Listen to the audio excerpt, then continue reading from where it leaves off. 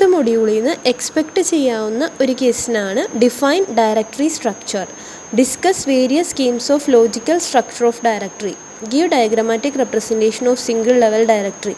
ഈ 3 ടൈപ്പാണ് question ചോദിക്കുന്നതെങ്കിലും directory structure എന്താണെന്ന് എഴുതുക. അത് 3 ടൈപ്സ് ആണുള്ളത്, അതൊന്ന് എക്സ്പ്ലെയിൻ ചെയ്യാം. സോ ഡയറക്ടറി സ്ട്രക്ചർ എന്താണെന്ന് വെച്ച് കഴിഞ്ഞാൽ നമ്മൾ ഫയൽസിൻ്റെ ഡീറ്റെയിൽസൊക്കെ ട്രാക്ക് ചെയ്യാൻ വേണ്ടിയിട്ട് നോർമലി നമ്മൾ ഡയറക്ടറീസ് യൂസ് ചെയ്യും. അപ്പോൾ ഈ ഡയറക്ടറീസിൻ്റെ അകത്താണ് നമ്മൾ എന്ത് ചെയ്യുക, ഫയൽസിനെ സ്റ്റോർ ചെയ്യുക. ദെൻ ഒരു ഡയറക്ടറി എന്ന് പറയുമ്പോൾ ഒരു സിമ്പിൾ ടേബിൾ പോലെ പറയാം. അതായത് ഫയൽ നെയിംസിനെ ഡയറക്ടറി എൻട്രീസിലേക്ക് നമ്മൾ അതിലേക്ക് മാപ്പ് ചെയ്ത് വെച്ചിട്ടുണ്ടാവും. അത് സിസ്റ്റം കോൾ വഴിയായിരിക്കും നമ്മൾ ഈ ഡയറക്ടറീസ് മാനേജ് ചെയ്യുക. അത് ഓരോ സിസ്റ്റത്തിനനുസരിച്ച് ഡിഫറെൻ്റ് ആയിരിക്കും. So mainly 3 types of directory ഉള്ളത്: single level directory, 2 level directory, tree structure directory.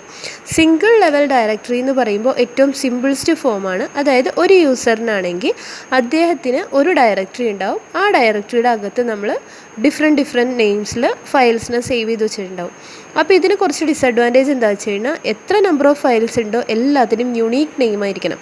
അപ്പോൾ അതൊരു സിംഗിൾ യൂസർ ആണെങ്കിൽ തന്നെ അദ്ദേഹത്തിന് അത്രയും യുണീക്ക് നെയിംസ് മെമ്മറൈസ് ചെയ്യാനായിട്ടുള്ള ഡിഫിക്കൽട്ടീസ് ഉണ്ടാവും. ദെൻ 2 ലെവൽ ഡയറക്ടറിയിൽ എന്താണെന്ന് വെച്ച് കഴിഞ്ഞാൽ ഈ സിംഗിൾ ലെവൽ ഡയറക്ടറിയിൽ 2 യൂസർ ഉണ്ടെങ്കിൽ തന്നെ 2 പേർക്കും ഈ ഒരൊറ്റ ഡയറക്ടറി അവർ യൂസ് ചെയ്യാം.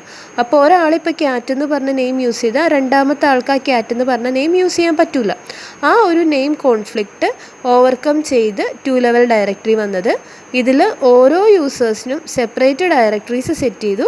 അപ്പോൾ ഇതിലെ മെയിൻ അഡ്വാൻറ്റേജ് എന്താണെന്ന് വെച്ച് കഴിഞ്ഞാൽ നെയിം കോൺഫ്ലിക്റ്റ് ഒഴിവാക്കാം. അതായത് ഇദ്ദേഹം ക്യാറ്റ് എന്ന് പറയുന്ന ഡയറക്ടറിയാണ് അദ്ദേഹത്തിനുള്ളതെങ്കിൽ യൂസർ 2നും അത് പോസിബിളാണ്. ദെൻ ട്രീ സ്ട്രക്ചർ ഡയറക്ടറിയിൽ എന്ന് പറയുമ്പോൾ നെയിം കോൺഫ്ലിക്റ്റ് ഒഴിവാക്കും. അതേപോലെ തന്നെ ലാർജ് നമ്പർ ഓഫ് ഫയൽസ് ഉണ്ടെങ്കിൽ അവർക്ക് വീണ്ടും അതിനെ ഓർഗനൈസ് ചെയ്ത് ഡിഫറെൻറ്റ് ഡയറക്ടറീസിൻ്റെ അണ്ടറിലാക്കാൻ പറ്റും. ഫോർ എക്സാമ്പിൾ പറയുവാണെങ്കിൽ ഒരു ഓർഗനൈസേഷനിൽ ഓരോ യൂസേഴ്സിനും അവർക്ക് സ്വന്തമായിട്ട് സബ് ഡയറക്ടറീസ് കീപ്പ് ചെയ്യാം. എന്നിട്ട് അവരുടെ കൺവീനിയൻസിനനുസരിച്ച് ഫയലിനെ അതിലേക്ക് ഗ്രൂപ്പ് ചെയ്യാൻ പറ്റും.